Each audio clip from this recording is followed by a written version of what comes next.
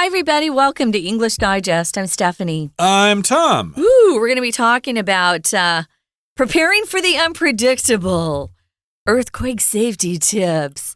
And as most of our listeners know, we experienced a pretty big one here a couple months ago that even scared me, and I kind of enjoy earthquakes. I don't like people getting hurt. That's not the point.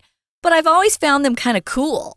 Like, I didn't grow up in a state that had earthquakes, although America does have states that have earthquakes. Utah has a huge fault line going through it, and I have family members there. But also, California has a lot of earthquakes. So, yeah, it was a big one, though, Tom. I know you weren't here. You were traveling in America. Well, it's weird. When I was traveling in New York, there was an earthquake here in Taiwan. Yeah. And then after I came back to Taiwan, there was an earthquake in New York. So I have this sort of tendency to keep away from earthquakes. And that's good luck, I would say. And even though the big earthquake has already passed and we're probably not going to have a big one for some time, Who it knows? still is pretty advisable, a good idea for people to be prepared. Yeah. And so we want to prepare for the unpredictable because nobody can really tell when an earthquake is going to happen or not. So we've got some earthquake safety tips in our lesson for today. Well, you know what, Tom? I also asked my doorman about this after our big earthquake happened, because I said, how many big earthquakes can our buildings go through before they start weakening? You know, I see more and more cracks in my building. Uh-oh. So it's a little scary. So let's talk about it. You should always be prepared for anything. Then you can live with relative peace. You know, you don't have to always be nervous. You can say, you know, I'm prepared. Let's just go out there and enjoy life, not worry about too much, because life is meant to be enjoyed. Right now, we're going to just listen to this article being read, and then we'll be back. Earthquakes are among the most terrifying natural disasters, generating massive tremors and destructive forces as Earth's crust shudders. These tremors not only lead to the collapse of buildings, but can also trigger secondary disasters such as tsunamis and fires. However, we can mitigate the impact on lives and property by mastering earthquake response techniques. The DCH three-step strategy, recommended by the Centers for Disease Control and Prevention, CDC, is crucial during an earthquake. D stands for drop. You should immediately drop to the ground, using your hands and knees to support yourself. This position prevents you from falling and allows you to move if necessary.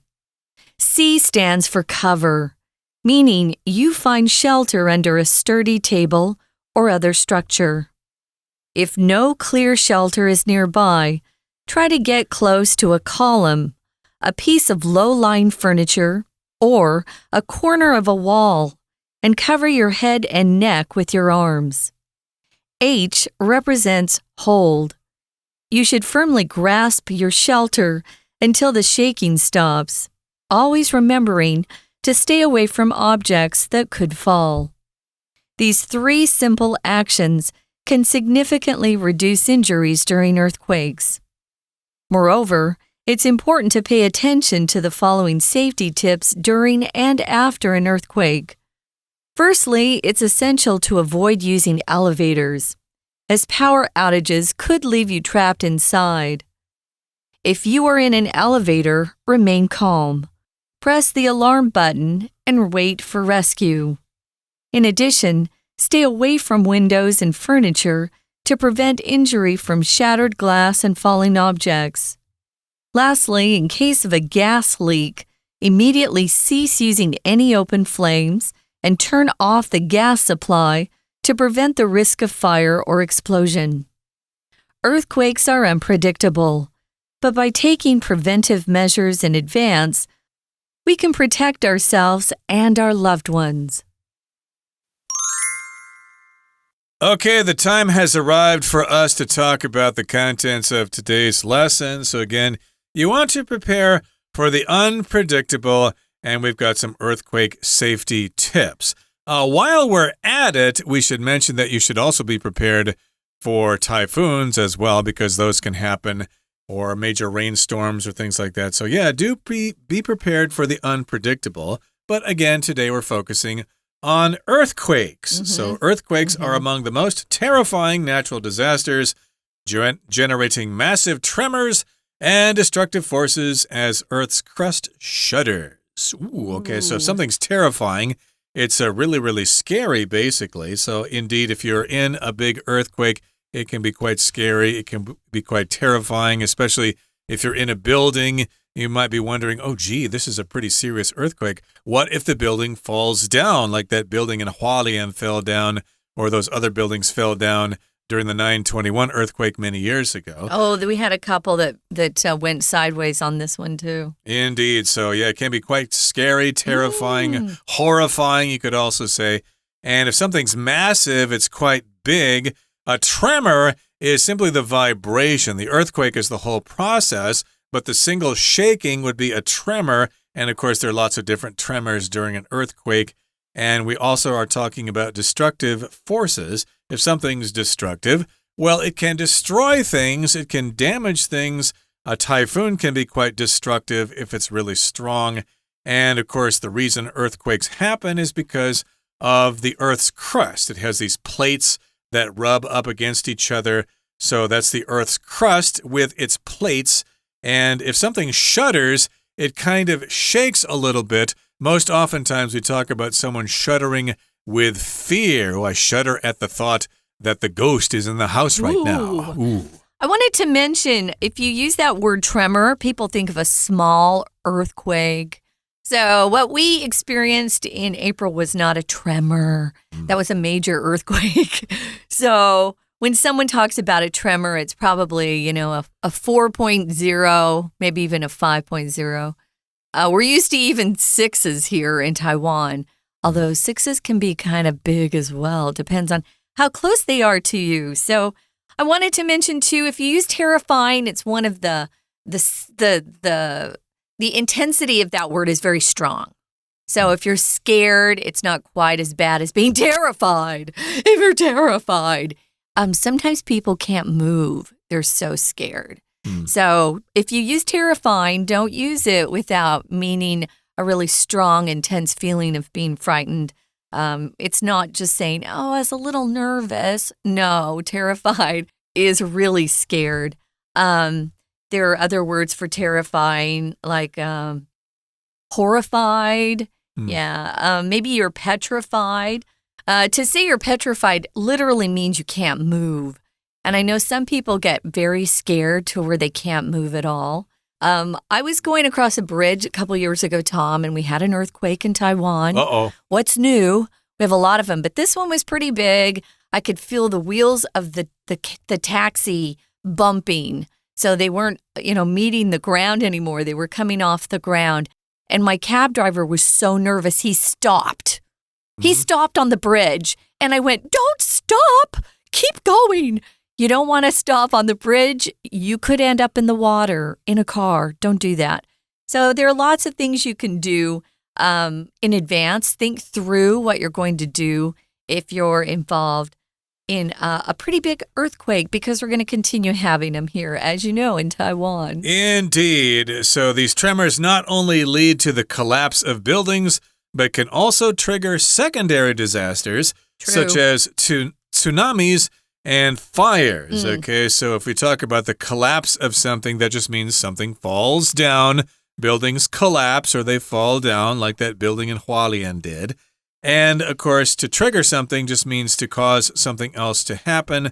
And so these earthquakes can cause other problems like tsunamis, and they can also start big fires. Ooh. Okay, so a tsunami, of course, is a wave. It's a special kind of wave that is very small when it starts out, but it moves very fast. And then when it gets close to shore, it gets really, really big. Of course, there were great tsunamis when that earthquake struck Indonesia many years ago. And then, of course, it was about 12 years ago. Thailand was really hit by a tsunami. Thailand got hit by tsunamis as well, and Japan did as well. Yeah. There are lots of videos showing the tsunamis hitting various towns in Japan. I think that happened back in 2011, Scary. if I'm not mistaken. And so these are things that can happen as a result of an earthquake. Yeah, these are all secondary disasters. Tsunamis need something to happen under the sea. So there has to be some sort of maybe earthquake or the shifting of the plates under the sea. Something can happen with submarines under the water too that can cause tsunamis. I was looking this up. So it says here, however, even though this is all true, we can mitigate the impact on lives and property by mastering earthquake response techniques. Mitigate is a great word. I grew up with it in my house because my dad was a lawyer, and this is a word that attorneys use quite a bit. A mitigating testimony, a mitigating evidence. To mitigate means something makes something less severe. So if someone gives a bad testimony in court, the defense can have a mitigating witness that can come up and say, no, they were lying. This is what really happened. And so to mitigate just means to make something less unpleasant, less serious, less painful. So there are things we can do to prepare for earthquakes or natural disasters. And these were given to us by the CDC, which is an acronym that stands for Centers for Disease Control and Prevention. If you prevent something, you stop it from happening. And it usually is something bad, right? So if you want to prevent tooth decay or having to go to the dentist and get a tooth pulled, you need to brush your teeth. That's a way to prevent something from happening. Prevention is the noun form. So what do they tell us to do here, Tom? Well, again, they've got this 3-step strategy, DCH. So the first one is D, and that stands for drop, which means to fall down to the floor, basically. You should immediately drop to the ground using your hands and knees to support yourself. So if you feel an earthquake, don't try to stand as if you're surfing or something like that. Get down on your hands and knees, drop down, and support yourself with your hands and your knees. That's the first thing you need to do. Okay. This makes me think of drop and roll that we grew up with. If you ever are on fire, that's what you do. You drop to the ground and you roll to get the fire out. But anyway, this is for earthquakes. So the first thing, as Tom said, is you drop immediately to the ground. And you use your hands and knees to support yourself, kind of like a dog or a cat. That's how they walk around. They have their paws on the ground, right? Then this position prevents you from falling and allows you to move if necessary. Yeah, you don't want to fall, especially if you're elderly. Wow, you don't want your grandma or grandpa or great aunt or uncle to fall. They can break bones so easily as they get older. And as you get older, you'll find out you're not as stable. You're not as one ding as you used to be. So you have to be very careful. In an earthquake, no one feels stable. No one feels steady. Everybody is shaking.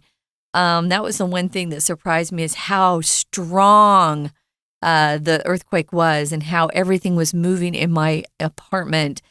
So you definitely want to drop. We're going to talk more about what you need to do, guys. But first, we're going to listen to our Chinese teacher, and then we'll be back. Hello everyone, 我是派老师。今天讲解的是暑期合刊 Unit 10, Preparing for the Unpredictable, Earthquake Safety Tips.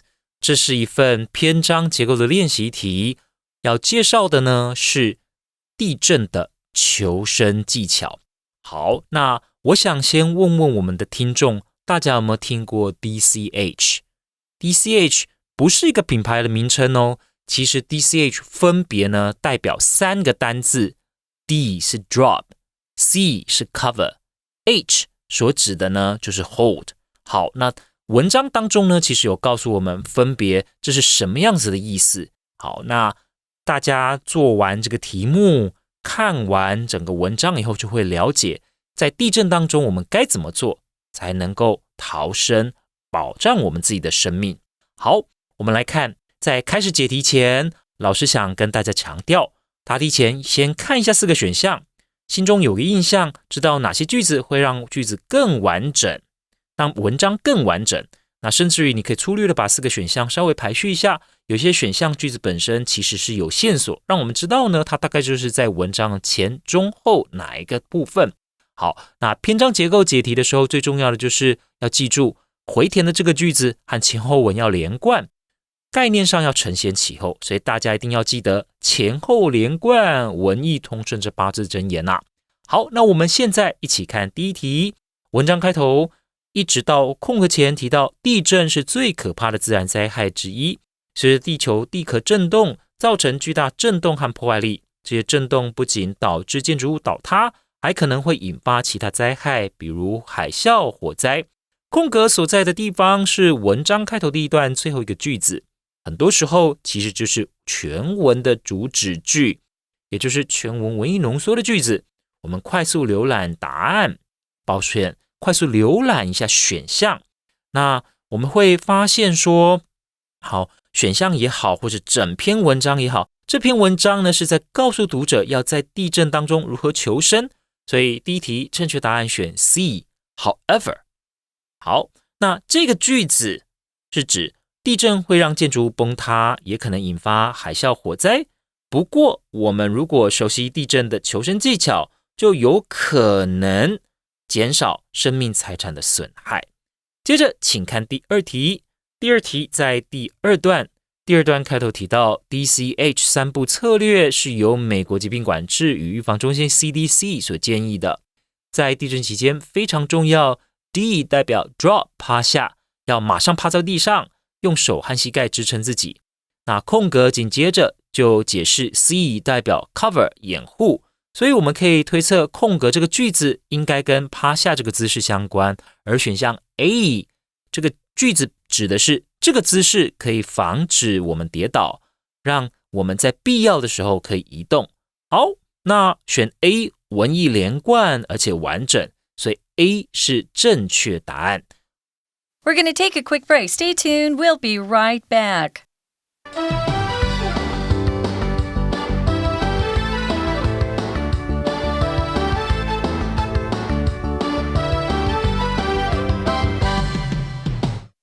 Okay, everybody, welcome back. We're going to continue talking about some earthquake safety tips.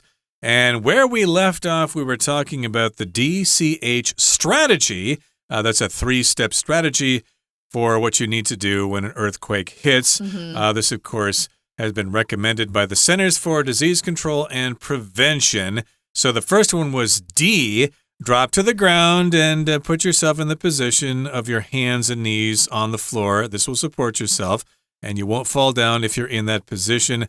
And also, you can move. Even though it's like a dog, you could still move. Yeah. It's better than nothing. You could crawl, right? Yeah, you could crawl. Yes, that's a good word for that. Well, the next step is C. That stands for cover, meaning you find shelter under a sturdy table or other structures. So again, first you drop to the floor, and then you look for shelter. You look for cover. So here, cover does refer to shelter, something that covers you like a sturdy table. So if you have a table in your home, then get under that table, or maybe get under the desk in your office or whatever. That will prevent things from falling on you. Yeah, I had a lot of glass broke during the last earthquake, so that's a good idea. Shelter doesn't just mean a place in your house that you can crawl under during an earthquake. We talk about a shelter for animals, right? If you have a lost dog or cat, they'll take them to the animal shelter, a temporary place where they can live until somebody either adopts them or the government puts them to death. So, yeah, hopefully they're adopted. I hate to see animals lose their lives. So anyway, you need to find shelter. Shelter can also be a place outside. Maybe there's a big thunderstorm. You want to find shelter quickly so you aren't soaked outside if there's a big storm. And you want to find something that's sturdy. Sturdy means very strong. It's not easily damaged. You could talk about a person being very sturdy. Some people are sturdy and not easily hurt. They have a healthy, strong body. But you could also have a sturdy piece of furniture, which means it's really solidly built. It's very hard to damage it. Those things are really important. I found being in my bathroom was probably the safest place for me. There's so much concrete around me. There are lots of corners because I have a tiny bathroom. And it happened to, that's where I was when the earthquake happened. And I was grateful because a bookshelf fell down and probably would have hurt me a little bit. Could have been injured by that. Yeah. So find a place that's sturdy in your home and talk as a family about what you want to do. Yes, you got to find a strong table or a strong desk. It's got to be sturdy. But if no clear shelter is nearby, if one is not available, try to get close to a column, a piece of low-lying furniture, or a corner of a wall and cover your head and neck with your arms. So that's the next thing you should find if you can't find proper shelter. Get close to a column, which supports a structure. Of course, if you're close to a column, you're near a very strong part of the building or your house. Or look for a piece of low-lying furniture, furniture that is close to the floor. Or you can find a corner of a wall, okay? And not just next to the wall itself, but in the corner because it's probably stronger there. Right. Okay, now we've got an H. The H represents hold. You should firmly grasp your shelter or whatever you're taking cover under until the shaking stops. Always remembering to stay away from objects that could fall. Like a bookshelf. Like a bookshelf. Or I started to put my arm outside my bathroom to grab a vase that was going to come down. I'd just been given some fresh flowers. And so I was trying to save them. At the same time, my bookcase that was very big and heavy came down. And I was grateful that I wasn't able to reach the vase, which did break. But you know what? Better my vase break than my arm. So these are some simple things you can do. These 3 simple actions can significantly reduce injuries. During earthquakes, all of these are good, important tips. Moreover, it's important to pay attention to the following safety tips during and after an earthquake. These are important. I had a friend who got stuck in the elevator during this last big earthquake, and it was scary for them, obviously. Don't be riding around in elevators during an earthquake. Of course, my friend didn't know there was an earthquake that was going to strike, and they were just doing, business as normal. They were just going upstairs in an elevator to work. So they got stuck there. Why is it kind of dangerous? Well, first of all, elevators can go a long way down. Who knows how sturdy they are? And there's power outages. What's a power outage, Tom? Well, when the power goes out, when you don't have power and all the power stops and you don't have any electricity, so that could leave you trapped inside an elevator. It might cause other problems as well. For example, your air conditioner might not work and you'll be really hot inside during an earthquake, and that would be really, really terrible. I was shocked that our air conditioners weren't knocked to the ground. Yeah. Yeah, they're big and heavy. Sometimes they do fall, but in any case, you might experience a power outage. So avoid using elevators unless you're in one when the earthquake strikes, then you don't really have a choice. It's not a choice, yeah. And indeed, if you are in an elevator, remain calm, press the alarm button, and wait for rescue. So yeah, don't panic. You're just going to make the situation worse. Just try to relax, remain calm. Earthquakes will end eventually. They don't last forever, okay? Only just a couple of minutes or so. And yes, push that alarm button and then wait for someone to rescue you. A rescue is the process of being rescued or saved from a dangerous situation. Here, rescue is being used as a noun, but it's often used as a verb. The hikers were rescued after they got stuck in the mountains. They were rescued by helicopter. Or someone can come to your rescue. They can save you from something. Again, it's the same pronunciation for verb or a noun. But here we're waiting for rescue. Rescue here is a noun. So in addition, stay away from windows and furniture to prevent injury from shattered glass and falling objects. All this stuff is really important. And then the last thing that I hadn't considered, but boy, is it important.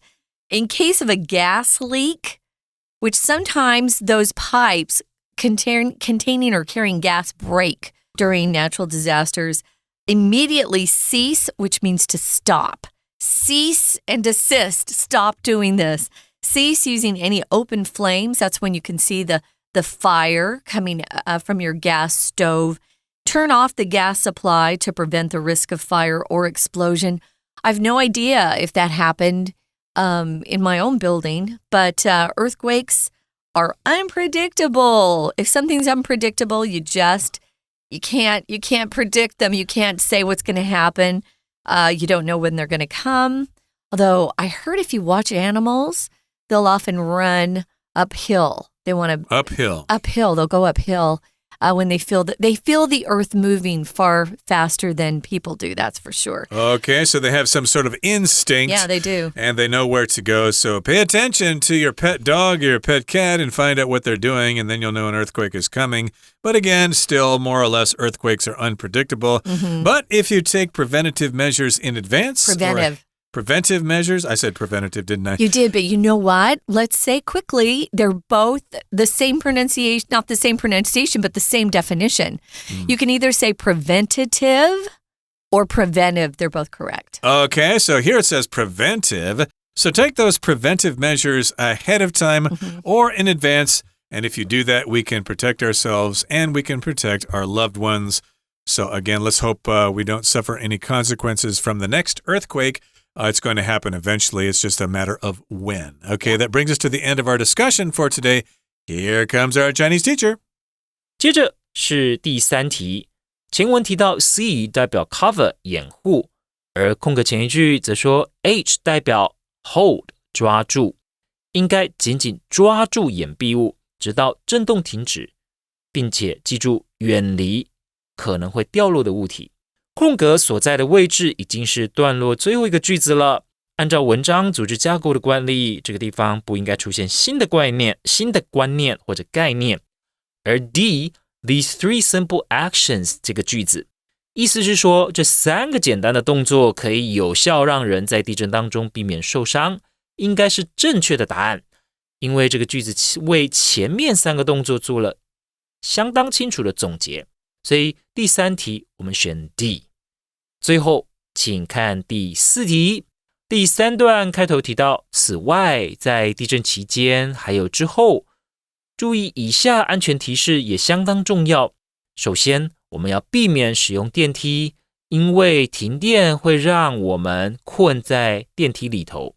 那如果在电梯里头刚好地震的时候在搭电梯，要保持冷静，按下警报按钮，等待别人来救援。那此外呢，远离窗户还有家具。在地震当中要远离窗户家具啊，为什么？是怕到时候呢，如果玻璃被震碎了，或者有物体掉落呢，我们可能会因此而受伤。因此我们知道第4题空格应该也是在提示我们要如何做才能够保障我们自己的安全。而 B lastly 这个句子， lastly in case of a gas leak, immediately cease using any open flames and turn off the gas supply to prevent the risk of fire or explosion. 最后，如果发生瓦斯外泄，应该要立即停止使用任何明火。而且呢，我们要赶快关闭瓦斯，避免什么？避免火灾或者爆炸。那这就是一项重要的安全提示。所以第4题选 B。 好了，那以上呢就是我们对这一篇篇章结构练习题所做的中文讲解，希望同学多多练习，更加熟悉答题的技巧。I'll see you next time. Bye bye. That's it, guys. We hope you learned some really important tips. Practice these and talk about this with your family. I know some people were already at work when the earthquake struck, but you never know when you're going to be. Have a game plan. Know what you're going to do if you have a disaster that strikes. And for English Digest, we're sure glad you joined us. We hope you'll come back, listen to more of our podcasts. What you can do is follow us on Facebook, follow AMC for more learning tips and to see where our podcasts are. And well, thank you for that. And we hope you'll join us for our next program, which will be very quickly just around the corner. For English Digest, I'm Stephanie. And I'm Tom. Goodbye. Bye-bye.